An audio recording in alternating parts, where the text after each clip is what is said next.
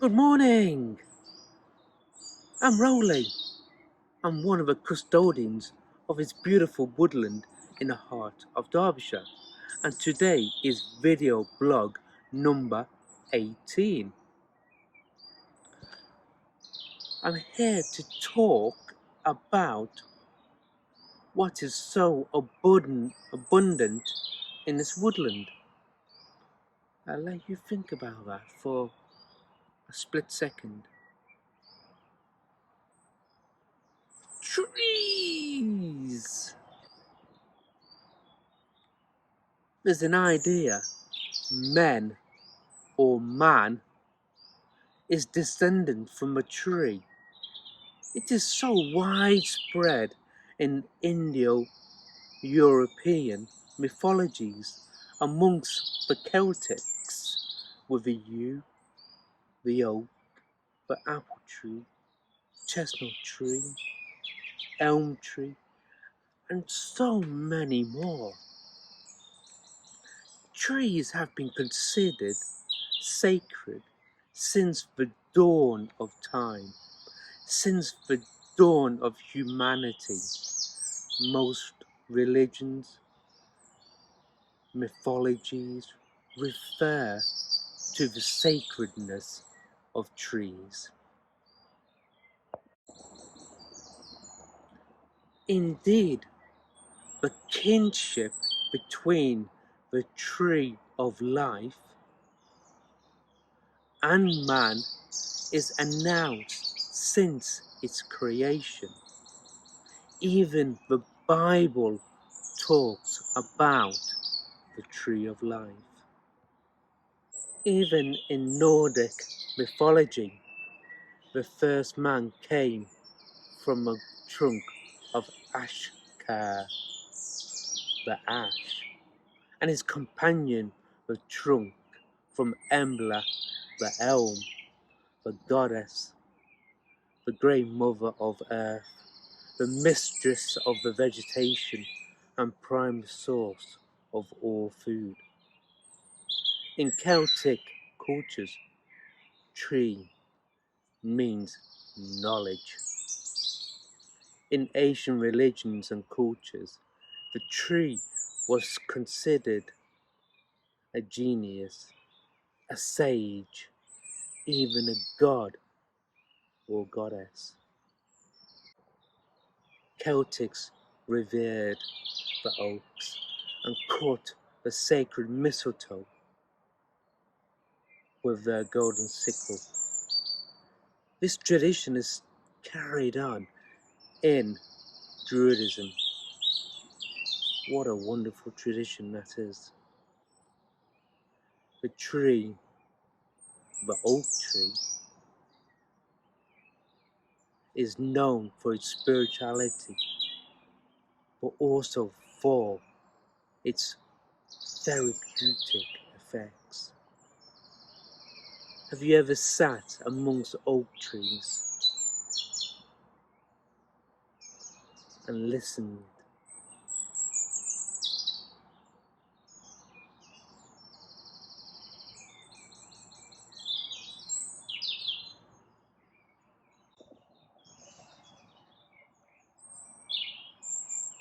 In many ancient cultures, there has always been a sacred tree. The choice depends on the geographical situation of the people, but its magic and spiritual significance is the same.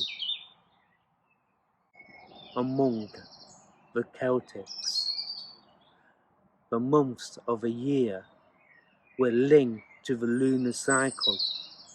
The 13 cycles of a year were measured from a full moon to the next full moon and were named after sacred trees. Used by the ancients in certain rites, their preferences for some trees, especially amongst the Druids, who appreciated the mighty oak. Other traditions, earthbound traditions, have certain preferences for the yew, the hazel, the ash, the birch, the elder, willow, holly, just to name a few. The sacred trees, especially the if of Mogna, are echoes comparable to the cosmic tree Yggdrasil. There are a lot of stories about grey forests of Europe. There's one such story which I remember a long time druid told me, and it told me about how Caesar came to Germany, to the forests, and he could never ever find the end limit of the forest. He searched and searched. Goes to show how vast the forests of Germany were. What a wonderful story. It is difficult in our modern day ages to get an idea of these forests that covered the entire landscape. It is not surprising that our ancestors populated these deep and mysterious forests with many deities. The tree in Celtic culture is the main link between the three worlds: terrestrial, terrestrial, and underground. It is a symbolism of the universe. With each change of season, it signals a continual rejuvenation of nature, of the cosmos. In short, the tree is quite simply the icon of life. Therefore, the tree of life. Trees are important because they are the bridges between the realms of earth and sky, and they communicate with the water between these realms.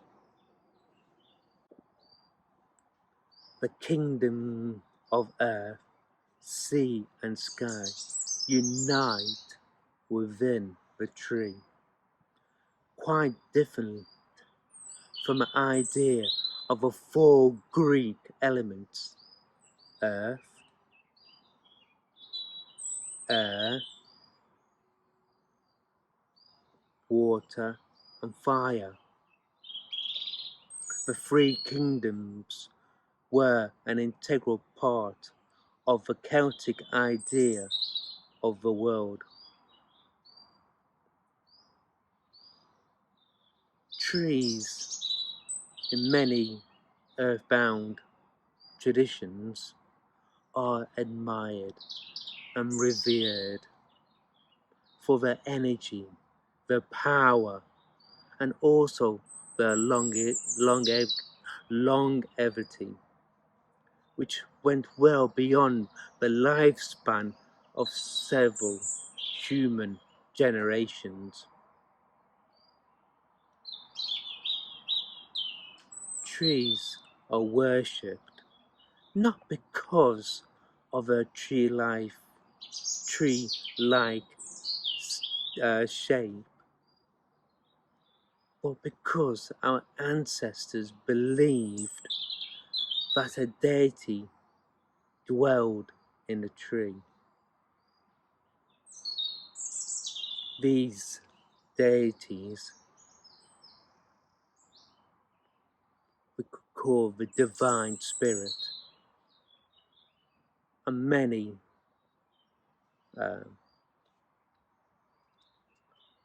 many stories are told about the nymph of the tree.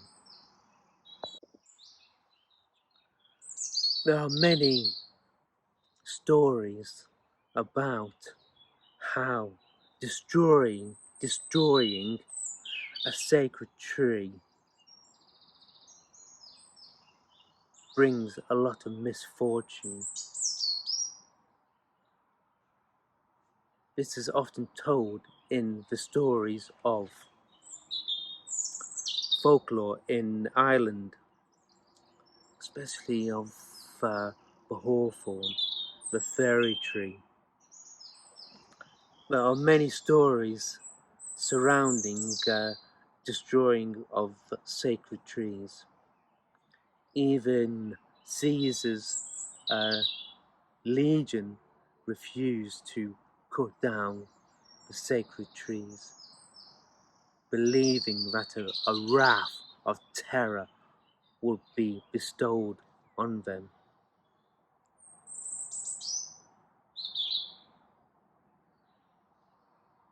Isn't it a beautiful story which is still carried on to this day? So why not give reverence to the trees everywhere we go? Brush past them and say thank you. Listen with your heart.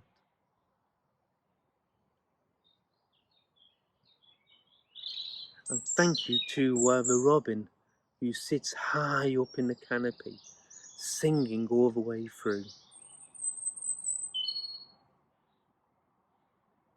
He often visits and sits on this branch just above me.